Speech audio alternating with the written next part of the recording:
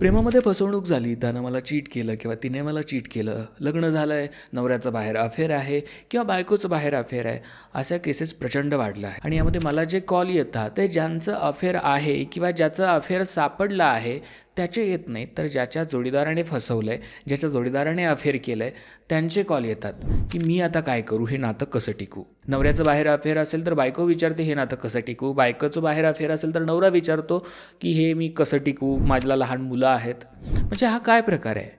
खरं तर ज्यानं फसवलं आहे, ज्यानं बाहेर अफेअर केलं आहे त्यानं काउन्सिलिंग घ्यायला पाहिजे. त्यानं माझ्याकडे यायला पाहिजे की सर मी हे माझं चुकलं आहे, मला यातून बाहेर पडायचं आहे आणि मी हे नातं कसं वाचू.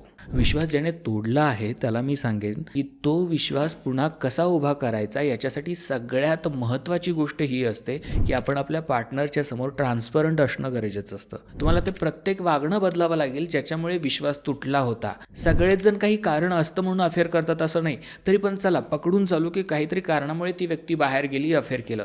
मग जी गोष्ट कमी होती तुमच्या पार्टनरमध्ये ती गोष्ट तुम्ही तुमच्या पार्टनरसोबत कधी बोललात का, ती गोष्टी त्याने बदलावी, ती कमी आहे ती गोष्ट त्याच्यामध्ये डेव्हलप व्हावी, याच्यासाठी काही प्रयत्न केले का.